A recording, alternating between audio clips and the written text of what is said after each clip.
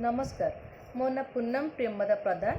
मु सरकारी प्राथमिक विद्यालय सह शिक्षयित्री भाव में कार्य करे। मु एक वीडियो प्रस्तुत करछि ता संपूर्ण भाव में आपण देखंतु। पिला माने तुमे प्रत्येक शनिवार दिन तुमे केउ समय विद्यालय को आसुथिल? अच्छा, ता हेउची सकाळ समय रे। सोमवार रु शुक्रवार पर्यंत तुमे केउ समय विद्यालय रे मध्याह्न भोजन खाउथिल? कुह, ता हेउची मध्याह्न समय रे। तुमे विद्यालय पाठपढ़ा सरला परे घर को जाइए बैग बस्तान रखी दियो, तापरे पड़िया को जाइए तुमे खेला खेली कर।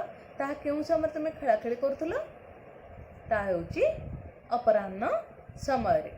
तुम माँ घरे सकाळ समय रे थरे पूजा करती, पुणी आउ केउ समय पुणी आउ थे सेकेंड टाइम पूजा करती, ता हेउची संध्या समय रे। अच्छा, संध्या समय को आमे आउ केउ नाम रे कहूचे? ता हेउची संज बा सायं काल। ठीक अछि, ताले एबे कहिल एई दृश्यटी केउ समय रो? ठीक, यह हेउची एक सकाळ समय रो। एबे कहिल एई दृश्यटी केउ समय रो?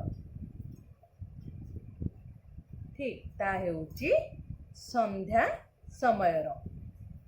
तुमे बर्तमान टिके तुम गाँ रो दृश्य को मने पकाओ।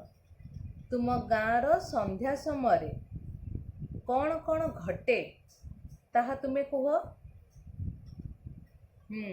ता हेउची संध्या समय रे गोरुपल माने गोठ को फेरंती, कोठा घरे समते भागवत गीता पढ़ंती, माँ माने चौरा मूले धूप दीप दियंती, चाषी हल काम करी घर को फेरे। ठीक कहल। अच्छा पिला माने, आज आमे तुम चतुर्थ श्रेणी साहित्य कलिकार संध्या पद्यटी आमे आज पढ़िबा।